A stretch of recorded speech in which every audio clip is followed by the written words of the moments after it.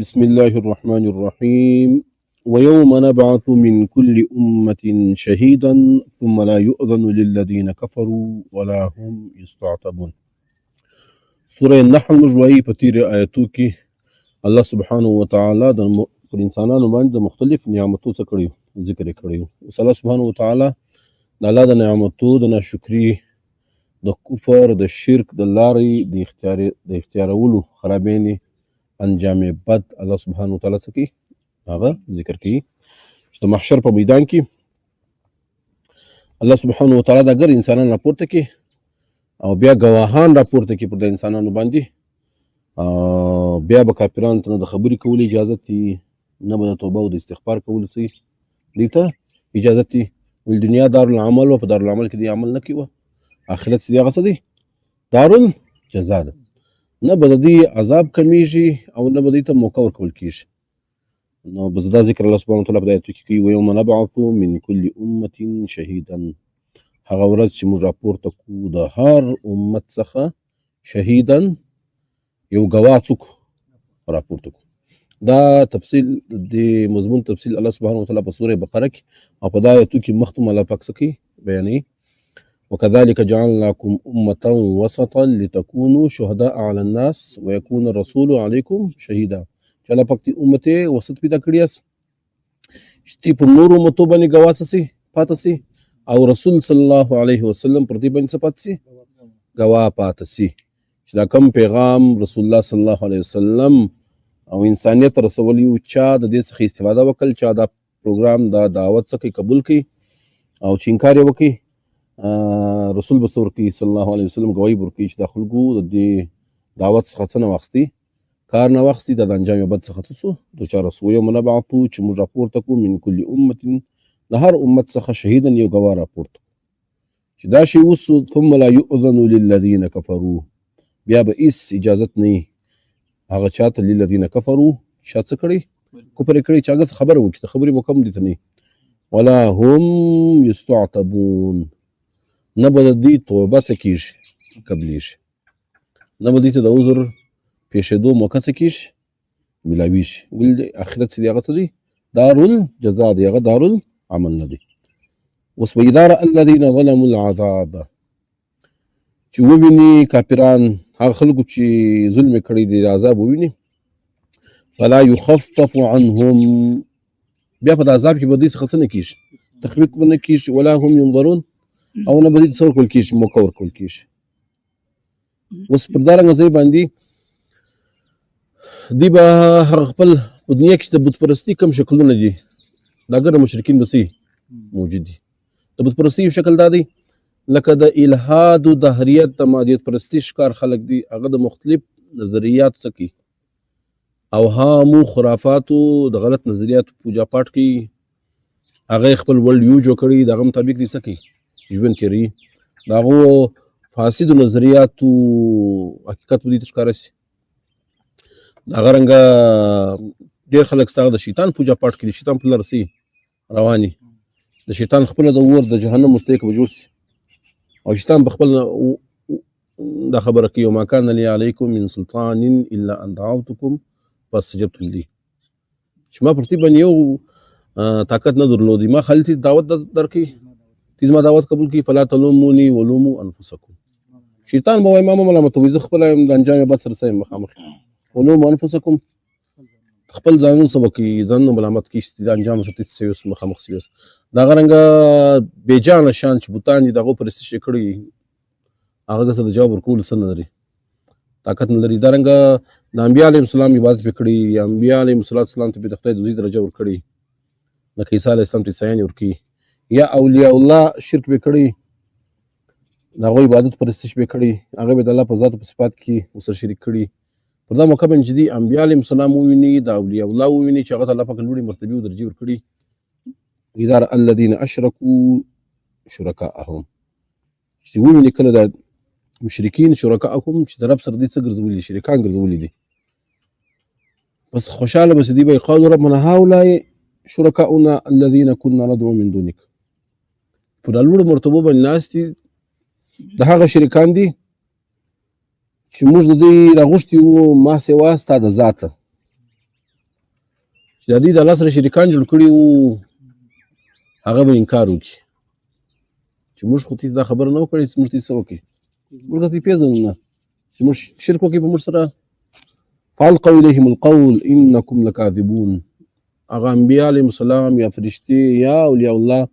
چې دوی د الله د ذات سره شریکان څه کړي ګرځولي فالقوا الیهم القول هغه به د دې خبره په دې راوغورځوي چې داسې خبره درسته نه ده انکم لکاذبون دوی درواغجن یاست چې موږ دا خبره نه ده کړې چې موږ د الله په ذات په صفات کې د الله سره څه وګرځوي شریک وګرځوي دا لارم چې پر دې بنده سي بس بیا به دوی والقوا الى الله يومئذ السلام بیا به دوی ولویږي د الله سبحانه وتعالی طرف ته په دا ورځ باندې په فرمان بردارۍ سره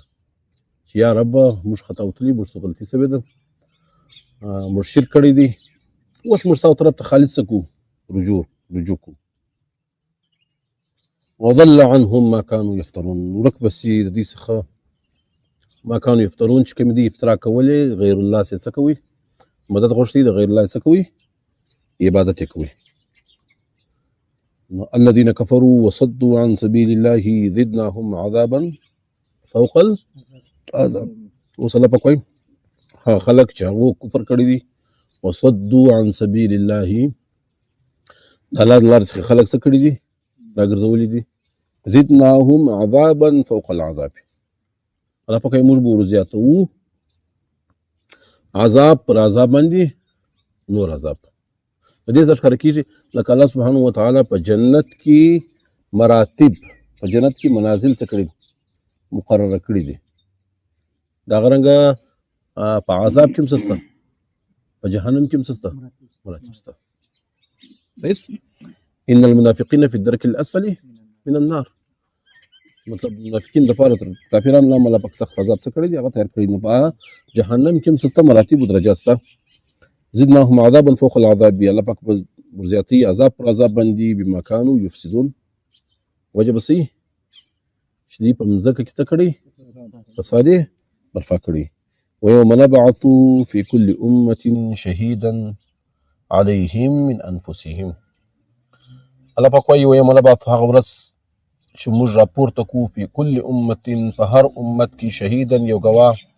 علیهم پر دا امت باندې من انفسهم د دې پر نفسو باندې مطلب په امت کې شهید ګواه الله سبحانه وتعالی رسول صلی الله علیه وسلم پر هغه امت باندې څه کوي راستي که رسول نه بیا د رسول نایبین پر هغه امت باندې ګواهانی وجئنا بک شهیدا علی هؤلاء او بیا رسول الله صلی الله علیه وسلم پر دا ګردو تیر امتو باندې څه کوي هغه ګواهی ورکوي نو وجئنا بک شهیدا علی هؤلاء بیا به یا به نبی پر خپل امت باندې ګواهی یا به نبی پر ګردو امتو باندې مسور کوي ګواهی ورکوي ونزلنا عليك الكتاب تبيانا لكل شيء الله پاک وایي چې رسول صلی الله علیه وسلم ته الله پاک آفاقي څه ورکړی دی نبوت ورکړی دی څه مراد خالی امت اجابت نه دی څه مراد امت دعوت دی رسول صلی الله علیه وسلم الله پاک پر ګرد انسانیت باندې سکی ګواه څه کوي شهید به څه کوي راپورته کوي پر کافرانو باندې هم پر مسلمانانو باندې هم نو الله سبحانه وتعالی د رسول صلی الله علیه وسلم مرتبه هم لښکاره کوي چې کتاب باندې موږ اخري کتاب نازل کړی دی هغه داسې کتاب دی چې تبیان لکل شي په هغه کې د هر شي د انسان د ژوند د هر اړخ د هر پهلو څه بیان شوی دی تفصیل بیان شوی دی هغه داسې کتاب دی چې هغه هدایت سامان دی هغه د رحمت سامان دی هغه زیری خوشخبری د چا لپاره د مسلمانانو لپاره نو الله پاک وایي ونزلنا عليك الكتاب رسول صلی الله علیه وسلم مرتبه او درجه الله پاک اشاره کوي چې موږ پر تا باندې نازل کړی دی یو داسې کتاب تبیانا لكل شيء چې په هغه کې د هر شي تفصیل الله سبحانه وتعالی څه کړی دی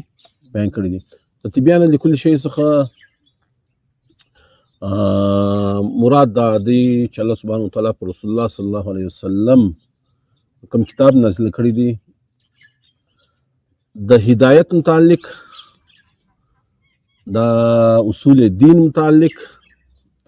او فلاح دارین دنیا او د آخرت فلاح او کامیابی په دا باب کې قرآن حکیم مکمل څه دی تفصیل دی مکمل څه دی وضاحت په قرآن حکیم کې څه دی موجود دی د چی متعلق د هدایت متعلق دویم د چی متعلق د فلاح دارین متعلق، دریم د اصول دین متعلق. ان د دین څه اصول فروع دي د دې تفصیلات الله سبحانه وتعالی په د قرآن حکیم کې څه کړي بیان کړي. د دې یو بل سوال چا په ذهن کې پیدا کېدی سي، هغه سوال دا چې په قرآن حکیم کې خو د لمانځه حکم شته، د لمانځه چې کوم جزئیات دي، کومې مکمله تفصیلات هغه په قرآن حکیم کې نه دي موجود. د زکات حکم شته، د زکات مکمله تفصیلات په قرآن حکیم کې هغه نه دي موجود. خبردار چې حدیث هم هغه څه دی په خپله وحی ده، حدیث د قرآن څه دی هغه تشریح دي. دغه رنګه په اجماع سره، په قیاس سره، په اجتهاد سره، یا په احادیث مبارکه سره چې د کوم شان تفصیل بیان شوی دی، هغه هم الله سبحانه وتعالی هغه د قرآن او د هغو څه شته په آفس کې څه شته تعلق هغه څه دی موجود دی. یو رنګه په اجماع او په قیاس او په اجتهاد سره لکه مسایل بیان شوي دي، هغه هم تبیان لکل شی په هغه کې څه دي داخل دي. ولې هغه د قرآن د اصولو قرآن د اصولو کتاب دی، قرآن د جزئیاتو کتاب نه دی. اصول الله سبحانه وتعالی په قرآن کې بیان کړي، د اصول په رڼا کې بیا د نور مسایلو استنباط د احادیث نبویه صلی الله علیه وسلم په ذریعه باندې، یا د اجماع او د قیاس اصول هم ورته الله پاک چیرې بیان کړي په دغه قرآن کې بیان کړي دي. نو قرآن د اصول دین، د هدایت مکمله سامان او د فلاح دارین په باب کې تبیانا لكل شی، د هر شي څه کې مکمله څه کې وضاحت کوي. اگر چې په قرآن حکیم کې الله سبحانه وتعالی چې دا د ساینسي علوم کتاب نه دی قرآن، د سماجی علومو کتاب نه دی قرآن، د تاریخ کتاب نه دی قرآن، لیکن د سماجی علوم متعلق، د ساینسي علوم متعلق، د تاریخ متعلق الله سبحانه وتعالی په دې کې لکه په تیر درس کې موږ ډېر شان وویل چې پاک الله پاک په ډېر مختصر لفظو کې الله پاک یو غټ شي ته څه کړي نشاندهي یې کړي. د دې څخه دا ښکاره کېږي چې په قرآن حکیم کې ډېر شیان به الله سبحانه وتعالی څه کړي بیان کړي، لیکن د قرآن حکیم د ساینس په باب کې موږ ته تصور راکوي، د غور د فکر سره کوي تصور راکوي، د سوچ د فکر سره کوي تصور راکوي، د علم اهمیت زموږ مخ ته څه کوي هغه کښېنوي. قرآن حکیم ځای پر ځای باندې د قرآن حکیم د وحي آغاز په اقرا سره شوی دی چې علم ته متوجه سي. په قرآن حکیم کې ځای پر ځای باندې د غور فکر، د تدبر، د تعقل الله سبحانه وتعالی موږ ته څه راکوي حکم راکوي. افلا تعقلون، افلا تتفکرون، افلا تتدبرون، افلا ينظرون. دغه رنګه قرآن حکیم کې سیرو فی الارض، وګرځېږي په مځکه کې. یعنې قرآن حکیم موږ ته لار راشي، د تحقیق لار راشي، د تفتیش لار راشي، د تعلیم لار موږ ته څه کوي راشي. د هغه برکت دا و چې د مسلمانانو تاریخ موږ جایزه واخلو. د مسلمانانو په تاریخ کې د 8مې صدۍ څخه ونیسي صدۍ عیسوي تر 14مې صدۍ عیسوي پورې دا دور ته د مسلمانانو ګولډن ایج څه کېږي ورته ویل کېږي چې قرآن حکیم په ذریعه باندې د علم ته متوجه سو، د غور فکر ته څه سو متوجه سو، د تعقل او تدبر ته څه سو متوجه سو. نو مسلمانانو په ساینسي علومو کې هم د ګردو دنیا د اقوام څه کول هغه سرپرستی او رهنمایي څه کول هغه کول. دغه دور د چې مغرب چې هغه په موږ باندې حاوی دی، په موږ باندې په ساینس په ټکنالوژي کې څه دی غالب دی. زموږ دا ایج ته موږ ګولډن ایج ورته وایو، د دې دغه ایج څه دی ډارک ایج دی. په دا دور کې نه په دې کې فلسفي شته، نه په دې کې ساینټسټ شته، نه په دې کې ادیب و لیکاري او شاعر شته. د ګرد دنیا د تمام سماجي ساینسي علومو مرکز هغه عالم اسلام. د قرآن حکیم هغه تبیانا لكل شی، هغه د هدایت په باب کې، هغه د فلاح دارین په باب کې،